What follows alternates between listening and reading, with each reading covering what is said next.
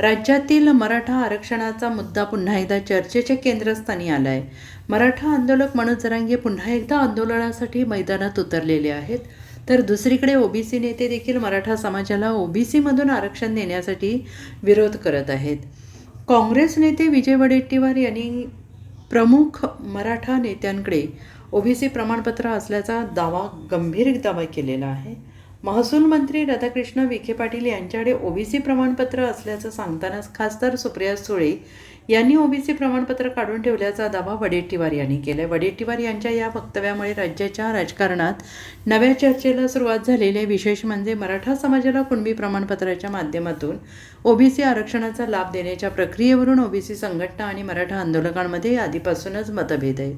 नागपूरमध्ये विजय वडेट्टीवार यांनी माध्यमांशी संवाद साधलाय. त्यावेळी त्यांनी म्हटलंय, महाराष्ट्रातील बहुतांश मोठ्या मराठा नेत्यांकडे आधीपासूनच ओबीसी किंवा कुणबी प्रमाणपत्रे उपलब्ध आहेत. खासदार सुप्रिया सुळे यांच्याकडे ओबीसी प्रमाणपत्र असल्याचं वडेट्टीवार यांनी ठामपणे म्हटलंय. शरद पवार साहेबांकडे ते आहे की नाही माहीत नाही, परंतु बहुतांश प्रस्थापित नेत्यांच्या कुटुंबाकडे हे दाखले आहेत. मराठा समाजातील जवळपास 90% लोकांकडे आधीपासूनच किंवा आता ओबीसी प्रमाणपत्रे असल्याचं त्यांनी नमूद केले. आणि ही सर्व प्रमाणपत्रे मनोज जरांगे पाटील यांच्या आंदोलनानंतर काढली गेली की त्या आधीपासूनच होती असा सवाल करत त्यांनी या प्रक्रियेवर शंका व्यक्त केली आहे. तर दुसरीकडे सुप्रिया सुळे यांनी या प्रकरणावर भाष्य केलं आहे. राधाकृष्ण विखे पाटील हे मराठा आरक्षणासंदर्भातील मंत्रिमंडळ उपसमितीशी संबंधित महत्त्वाच्या भूमिकेत आहेत. मराठा समाजातील पात्र व्यक्तींना कुणबी प्रमाणपत्र मिळण्याच्या प्रक्रियेबाबत सरकार सकारात्मक असल्याचं त्यांनी यापूर्वी स्पष्ट केलेलं आहे. दुसरीकडे ओबीसी आरक्षणाला धक्का लागणार नाही अशी सरकारची भूमिका सातत्यानं मांडली जाते आहे. त्यामुळे वडेट्टीवार यांनी केलेल्या नव्या दाव्यामुळे ओबीसी प्रमाणपत्रांचा राजकीय वापर होतोय का, हा प्रश्न पुन्हा एकदा ऐरणीवर आला आहे. लक्ष्मण हाके यांनी आरोप केलेला आहे की विखे पाटील यांनी ओबीसीचं प्रमाणपत्र घेतलेलं आहे. अर्ध्या मराठ्यांनीच घेतलाय, 90% घेतलाय.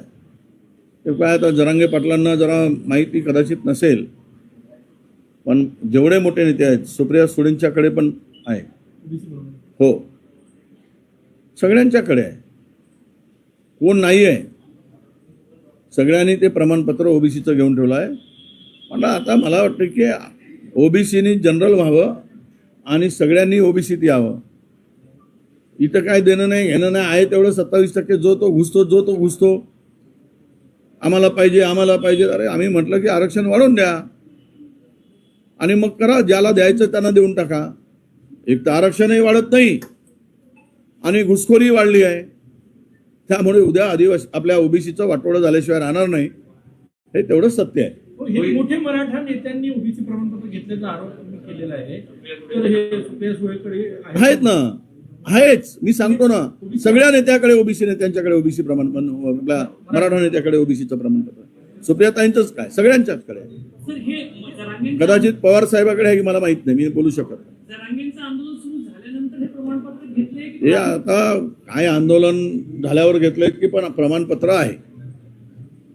Bureau report, SBN Marathi, Mumbai.